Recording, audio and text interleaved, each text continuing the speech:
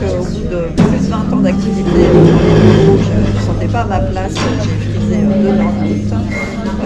Je me suis dit qu'il fallait vraiment que je change de métier, d'activité. J'étais très attirée par le fait d'aider les autres.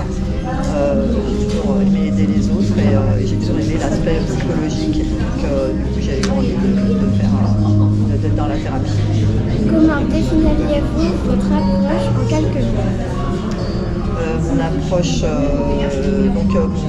moi ce que je fais c'est que je travaille sur les mémoires transgénérationnelles karmiques et mémoires enfance et vie intra-utérine, puisque j'anime des constellations familiales en groupe et en individuel. Je fais de la sophro-analyse, votre âme commande, des soins quantiques et des soins énergétiques et j'anime des retraites et donc le but c'est vraiment d'aller chercher à l'origine de tous les blocages que les personnes peuvent avoir, des croyances limitantes, des émotions qui l'empêchent d'avancer dans sa vie, n'importe quelle sorte de blocage, des problèmes relationnels, d'estime de soi, tout blocage, on va chercher l'origine. L'origine peut se trouver dans son histoire à elle, mais aussi dans l'histoire de son arbre généalogique, des ancêtres, sa famille. On va balayer tout ça. À qui s'adresse principalement votre pratique? Alors ça s'adresse à tout le monde, adultes, enfants, et principalement adultes, puisqu'en fait, sans traitement l'adulte, du coup ça rejaillit sur l'enfant, on va dire, mais principalement l'adulte. J'ai beaucoup de femmes, mais voilà, j'accueille aussi des hommes, mais c'est vrai qu'il y a plus de femmes qui viennent me voir, et les âges, c'est très variable, ça varie, enfin, en général c'est plutôt entre 30 et 60 ans. Quels bienfaits observez-vous le plus souvent chez les personnes que vous accompagnez? Alors les bienfaits, c'est qu'elles ont des réels changements dans leur vie. Si c'était des problèmes relationnels, ça s'apaise. Elles retrouvent une paix intérieure, elles retrouvent plus d'amour d'elles-mêmes. Elles sont beaucoup plus, elles s'imposent beaucoup plus dans leur vie, elles arrivent à dire non. Et elles arrivent à faire des choses qu'elles n'auraient peut-être pas fait avant. Quelle est la plus belle transformation que vous ayez vue chez les patients? Alors la plus belle transformation, j'en ai eu des très belles. Je dirais une personne qui voulait déménager, partir dans le sud de la France avec son compagnon, avoir un enfant, quitter son travail et se lancer complètement dans son activité thérapeutique justement. Et elle avait beaucoup de freins parce qu'elle avait un premier mari avec des enfants, plus le premier mari, donc il y avait beaucoup de choses qui coinçaient.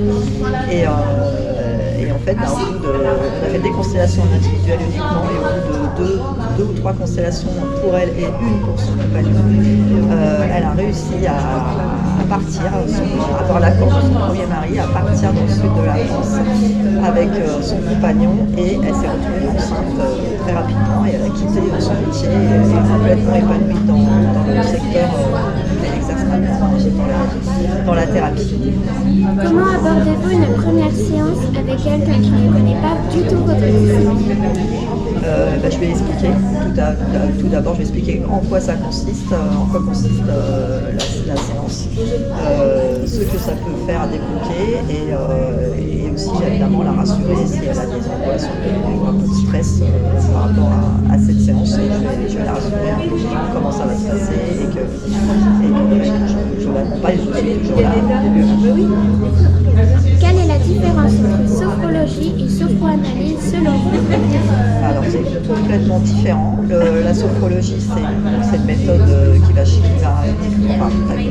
surtout travailler sur la visualisation, la respiration pour amener beaucoup de détente. C'est très efficace quand on a un accouchement ou un examen à passer par exemple. Et la sophroanalyse, c'est une méthode qui allie la psychologie à la spiritualité et qui consiste à aller à l'origine de tous les blocages pour les libérer complètement. Donc la personne a les yeux fermés, c'est son âme au commande, c'est son âme qui l'emmène où elle a besoin d'aller pour se libérer. Et donc on va dans l'enfance, dans la vie intra-utérine, au moment de la naissance et même dans des vies antérieures. C'est beaucoup plus profond et c'est une thérapie qui se fait sur plusieurs séances. En quoi, selon vous, quelle est la plus grande idée reçue à propos de votre pratique? La plus grande idée reçue, disons que je sais que ça fait peur à plusieurs personnes parce qu'on va très loin en fait chercher des formations très loin et ça peut faire peur parce qu'on va profondément et on peut penser que c'est trop perché, comme on peut dire. Voilà, c'est plutôt ça l'idée reçue. Et une fois que la personne a été voir et qu'elle a des résultats, elle change bien d'avis. Quel petit conseil de bien-être donneriez-vous à une personne stressée en ce moment? Alors un petit conseil déjà, c'est la respiration. C'est se connecter à sa respiration. Le souffle, c'est la vie, comme je le dis toujours. Donc souvent quand on est stressé, on est trop dans son mental, trop dans sa tête, on n'est pas dans son corps. Donc il faut redescendre dans son corps. Donc il faut faire des respirations et surtout sortir, aller dehors, se promener dans la nature particulièrement, plus qu'en ville, et se connecter aux élémentaux, aux arbres, à l'eau s'il y a de l'eau. Voilà, pour moi c'est déjà un premier pas qui est déjà énorme.